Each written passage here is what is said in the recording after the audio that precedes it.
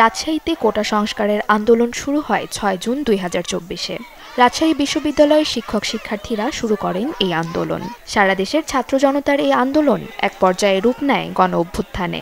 পতন হয় ১৬ বছর ক্ষমতার মসনদে থাকা আওয়ামী লীগ সরকারের।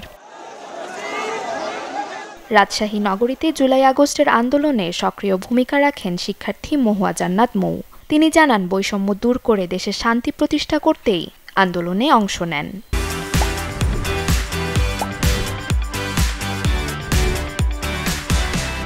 নতুন বছরে তার প্রত্যাশা, গণহত্যায় অংশ নেওয়া সবাইকে দ্রুত বিচারের আওতায় আনা। আমরা কিন্তু নতুন একটা কোনো নির্বাচনের জন্য দেশকে স্বাধীন করিনি।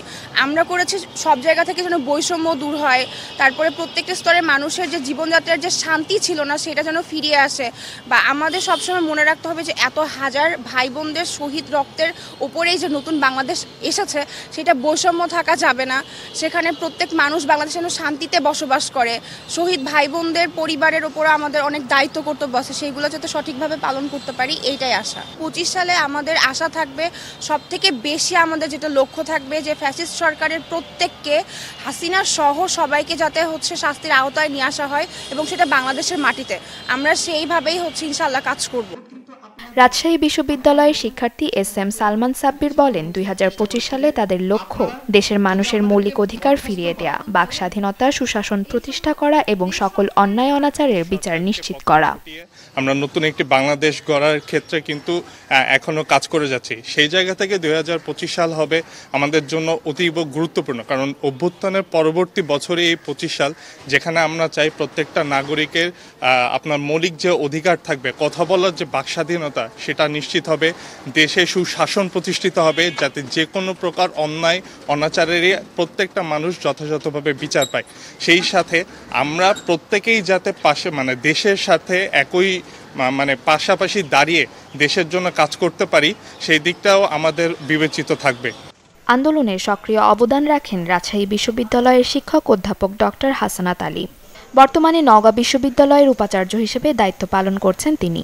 তার প্রত্যাশা, শিক্ষাঙ্গন ও প্রশাসনে বিগত সরকারের আমলে যে দুর্বৃত্তায়ন ঘটেছে সেটি রোধে ২০২৫ সাল হবে একটি মাইলফলক। ২৫-এর কথা যদি আপনি বলেন, দেখেন ২৪-এর গণ অভ্যুত্থানের প্রত্যাশা কিন্তু খুব বেশি বড় কিছু নয়। এটি হলো জনগণের ক্ষমতা, রাষ্ট্রের মালিক জনগণ, সেই জনগণের ক্ষমতা জনগণকে ফিরিয়ে দেওয়া। মানুষের বাক স্বাধীনতা, যে গণতন্ত্রের অন্যতম একটি বিউটি, সেটাকে ফিরিয়ে দেওয়া। মানুষ যেন নির্ভয়ে তাদের ভোটাধিকার প্রয়োগ করে নেতা নির্বাচন করতে পারে, সেটি প্রতিষ্ঠিত করা। বিচারাঙ্গনের ঘাড়ে বন্দুক রেখে যে জুডিশিয়াল কিলিংগুলো হয়েছে দেশে গত 18 বছরে, সেগুলো যেন ভবিষ্যতে হতে না পারে, সেই পথটি রুদ্ধ করা। মেধাবীরা চাকরি পাবে, মেধাবীদের বাংলাদেশ হবে, তরুণ প্রজন্মের বাংলাদেশ হবে, নেতৃত্ব দেবে, সেই পথ রচিত করা। এগুলা বাস্তবায়ন করা হবে ২৫-এর জন্য সরকারের চ্যালেঞ্জ। আন্দোলনের ওপর ভিত্তি করে যারা চাঁদাবাজি সহ বিভিন্ন অপকর্মে যুক্ত হয়েছে, তাদের দলমতের ঊর্ধ্বে অপরাধী হিসেবে চিহ্নিত করে নিরপেক্ষ বিচার নিশ্চিত করতে পারলে সেটি নতুন বছরের সবচেয়ে বড় অর্জন হবে বলে মনে করেন এই শিক্ষাবিদ। Desk report, channel 24।